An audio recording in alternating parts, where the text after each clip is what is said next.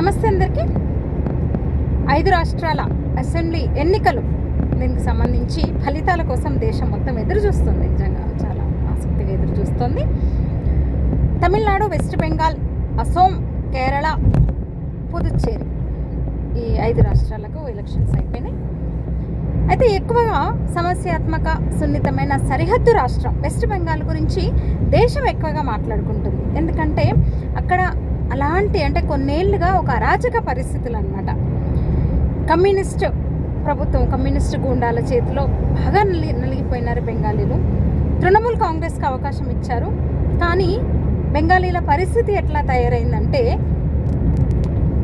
పెనం మించి పొయ్యిల పడ్డట్టయింది అప్పటి నుంచి వాళ్ళ పరిస్థితి. ఇక ఈ ఎన్నికల్లో సర్వే అంచనాలు మనం చూస్తున్నాము.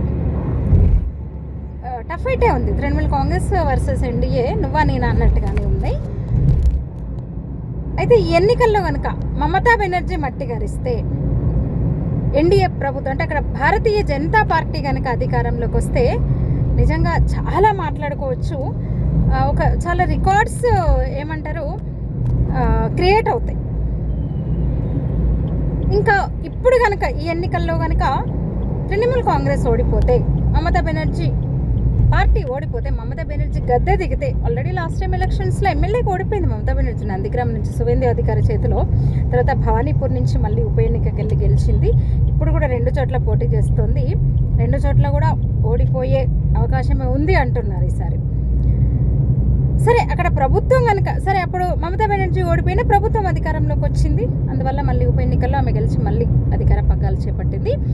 ఈసారి కనుక కొన్ని సర్వేలు చెప్తున్నట్టు తృణమూల్ కాంగ్రెస్ కనుక ఓడిపోతే, అధికారం చేజిక్కించుకోనట్టయితే ఇంకా పార్టీ పరిస్థితి క్లోజ్ అయినట్టే. ఎందుకంటే ఇప్పుడు మమతా బెనర్జీకి 75 ఏళ్ళు,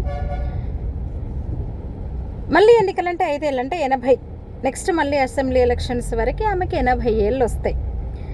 అప్పుడు ఆమె మళ్ళీ అంత యాక్టివ్గా ఉంటుంది. 80 ఏళ్ళకు కూడా ఆమె పార్టీని నడిపిస్తూ యాక్టివ్గా ఉంటుంది అనేది అసాధ్యం. అది ఏదన్నా అద్భుతం జరిగితే తప్ప.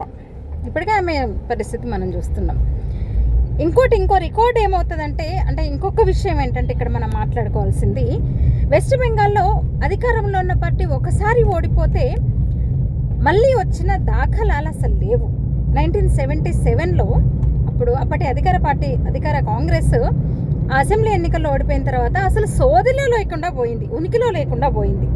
2011లో కూడా ఆ తర్వాత వచ్చిన కమ్యూనిస్ట్ ప్రభుత్వం దాదాపు 3 దశాబ్దాలకు పైగా ఆ రాష్ట్రాన్ని ఏలిన కమ్యూనిస్టులు సోదిలో లేకుండా పోయారు 2011లో ఓడిపోయిన తర్వాత. ఇప్పుడు మమతా బెనర్జీ కొంతకాలంగా బెంగాల్ని వెళ్తున్నారు. ఇప్పుడు కనుక తృణమూల్ కాంగ్రెస్ మమతా బెనర్జీ ఓడిపోతే మళ్ళీ బెంగాల్లో సోదిలోకి రావడము కష్టమని అనిపిస్తుంది. అట్లాగే ఎందుకంటే గత 2 పార్టీలు అట్లాగే ఉన్నాయి. నెక్స్ట్ తృణమూల్ కాంగ్రెస్ ఈ ఎన్నికల్లో కనుక ఓడిపోతే ఇంకా పార్టీ పని అంతే అని ఒక అంచనా అనమాట. పరిశీలకులు చెప్తున్న మాట. ఏం జరిగిందో చూసినాము అక్కడ. సరే, మరి కాదు, మమతా బెనర్జీనే మళ్ళొస్తుంది. ఎందుకంటే ఎన్నో అరాచకాలు, బెదిరింపులు, అసలు తృణమూల్ గూండాల అరాచకాలకు హద్దు అదుపు లేదు చూసినాం మనం. సరే, భయపడి బెంగాలీలు మళ్ళీ భయపడిపోయి ఎక్కడ ఓటేయలేదని తెలిస్తే మమ్మల్ని ఏమన్నా చేస్తారేమన్నా భయాందోళనలు వ్యక్తమవుతున్నాయి. అట్లేమన్నా భయపడిపోయి మమతా బెనర్జీకే మళ్ళీ ఒకవేళ ఓట్లేస్తే టీఎంసీకే, బీజేపీ కనుక ఓడిపోతే ఏంటి పరిస్థితి బీజేపీ ఫైట్ చేయగలదు డెఫినెట్గా. ఇంకో 5 ఏళ్ళు మళ్ళీ పోరాడుతుంది, అధికారంలోకి వచ్చే వరకు పోరాడుతుంది. ఎందుకంటే ఒక సిద్ధాంతం మీద, ఏర్పాటైన సిద్ధాంతం మీద, ఒక ఐడియాలజీ మీద ఉన్న పార్టీ కనుక భారతీయ జనతా పార్టీ ఇంకా ఫైట్ చేస్తూనే ఉంటుంది. కానీ ఓడిపోతే, తృణమూల్ కాంగ్రెస్ కనుక ఓడిపోతే ఆ పరిస్థితి ఉండకపోవచ్చు. చూడాలి మరి ఏం జరుగుతుందో. ఎందుకంటే వెస్ట్ బెంగాల్ సమస్యలు అన్నీ తెలుసు. వెస్ట్ బెంగాల్ ఎట్లయినా సరే ఇప్పుడు ఒక జాతీయవాద పార్టీ ప్రభుత్వం చేతిలో ఉంటేనే దేశానికి రక్ష అన్న ఒక వాదన వినిపిస్తూ వస్తుంది. ఇంకోటి, వెస్ట్ బెంగాల్లో కనుక భారతీయ జనతా పార్టీ వెస్ట్ బెంగాల్ని కనుక కైవసం చేసుకుంటే దేశంలోని తూర్పు ప్రాంతం మొత్తం ఇంకా బీజేపీ చేతిలోకి, ఆల్మోస్ట్ బీజేపీ చేతిలోకి వచ్చినట్టే. తూర్పు భాగంలో వెస్ట్ బెంగాల్ మాత్రమే ఇప్పుడు ఎన్డీఏ లేదా బీజేపీ, ఎన్డీఏ కూటమి చేతిలో, బీజేపీ చేతిలో లేదు.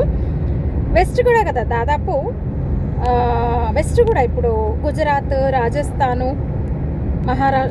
మహారాష్ట్ర, గోవా దాదాపు వచ్చేసినాయి. జార్ఖండ్ కూడా ఆల్రెడీ ఒకసారి ప్రభుత్వం వచ్చేసింది. ఇంకా నార్త్ వచ్చేసరికి హిమాచల్ ప్రదేశ్, జమ్మూ కాశ్మీర్, పంజాబ్, ఆ బెల్ట్లో ఈ 3 రాష్ట్రాల్లో మాత్రమే భారతీయ జనతా పార్టీ లేదు. మొత్తం అంటే east, north east, Mizoram. North east వచ్చేసి 8 స్టేట్స్లో, అష్టలక్ష్మంలో ఒక మిజోరం తప్ప మిగతా 7 రాష్ట్రాల్లో కూడా బీజేపీ లేదా ఎన్డీఏ కూటమి మాత్రమే అధికారంలో ఉంది. ఇప్పుడు అసోం మళ్ళీ బీజేపీదే అని చెప్తున్నారు.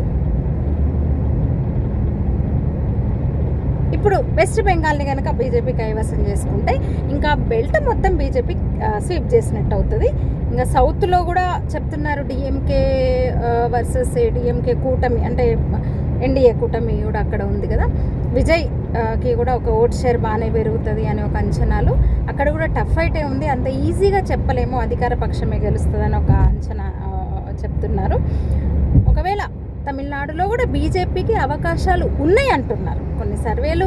అసలు చాలా సర్వేలు బీజేపీ గెలవదు, డిఎంకేదే గెలుపు అని చెప్పినప్పటికీ లేదు, అక్కడ కొంచెం పరిస్థితులు, అంటే అన్ని సందర్భాల్లో సర్వే అంచనాలు 100% నిజమేం కాలేదు, మనందరికీ తెలుసు. అయితే ఏఐడిఎంకే కూటమికి, అంటే ఎన్డీఏ బీజేపీ ఏఐడిఎంకే కూటమికి కూడా ఛాన్స్ అయితే ఉందని చెప్తున్నారు. ఇక అసోం అయితే క్లియర్గా అన్ని సర్వేలు చెప్తున్నది, క్లియర్గా మళ్ళీ అస్సాం బీజేపీదే అని చెప్తున్నారు. పుదుచ్చేరిలో కూడా ఛాన్స్ ఉందంటున్నారు. అయితే కేరళలో ఒక కనీసం 5 నుంచి 8 సీట్లు వచ్చే అవకాశం ఉంది. త్రివేంద్రం, పాలక్కాడ్, మంజేశ్వర్, అక్కడ సురేంద్రన్ అని పార్టీ సీనియర్ లీడర్ అనమాట. ఆయన గతంలో 1000 ఓట్ల లోపు తేడాతో 3 సార్లు ఓడిపోయారంట. ఆయన ఒకసారి 40 ఓట్లు, ఒకసారి 300 ఓట్లు, ఒకసారి 900 ఓట్ల తేడాతో ఆయన ఓడిపోయారు. ఆయన కూడా గెలిచే అవకాశం ఉందని చెప్తున్నారు. గతంలో ఒకే ఒక ఎమ్మెల్యే ఉండేది, రాజశేఖర్ ఎంపీ, ఒక త్రివేంద్రం నుంచి ఒక ఎమ్మెల్యే మాత్రమే ఉండేది కేరళకి. ఇప్పుడు కనీసం 5 నుంచి 8 మంది బీజేపీ నుంచి గెలిచే అవకాశం ఉందంటున్నారు. అక్కడ కూడా కమ్యూనిస్ట్ అంటే ఎల్డీఎఫ్ ఓటమి, ఇంకా అక్కడ కాంగ్రెస్ నేతృత్వంలోని కూటమి అధికారంలోకి వస్తుందని చెప్తున్నారు. అదే కనుక జరిగితే అది కూడా ఒక రికార్డ్ ఏంటంటే ఇంకా ఈ దేశంలో కమ్యూనిస్ట్ పార్టీ లేకుండా పోతుంది అన్నట్టు. ఎందుకంటే కొన్ని దశాబ్దాల పాటు అటు వెస్ట్ బెంగాల్ని ఏలారు కమ్యూనిస్టులు, క్రమంగా వెస్ట్ బెంగాల్ పోయింది. త్రిపురను కూడా చాలా ఏళ్ల పాటు కమ్యూనిస్టుల చేతిలో ఉంది, త్రిపుర పోయింది. నెక్స్ట్ వచ్చేసి ఇప్పుడు కేరళ కూడా పోతే అది కూడా రికార్డే. అసలు ఏమాత్రం ఇంకా కమ్యూనిస్ట్ పార్టీ దేశంలో ఇంకా మొత్తానికే లేకుండా పోయినట్టు అవుతుంది అనమాట, కేరళ నుంచి కూడా పోతే. ఏదో ఈ ఎన్నికల ఫలితాలు ఇట్లుంటే రికార్డ్స్ అనమాట. చూద్దాం మరి మే 4న ఫలితాలు వస్తాయి, ఏం జరుగుతుందో చూద్దాము. నాకు కూడా అంటే వ్యక్తిగతంగా నాకు అనిపిస్తుంది వెస్ట్ బెంగాల్లో బీజేపీనే గెలిచే అవకాశం ఉంది అనుకుంటున్నాను. బీజేపీ అక్కడ జాతీయవాద ప్రభుత్వమే ఏర్పడాలని అక్కడున్న పరిస్థితుల దృష్ట్యా, దేశంలో ఉన్న పరిస్థితుల దృష్ట్యా వెస్ట్ బెంగాల్లో భారతీయ జనతా పార్టీనే గెలవాలని నేనైతే మనస్ఫూర్తిగా కోరుకుంటున్నా. Thank you. ఈ వీడియో మీకు నచ్చితే లైక్ చేయండి, షేర్ చేయండి, కామెంట్ చేయండి, సబ్స్క్రైబ్ చేయండి. ధన్యవాదాలు.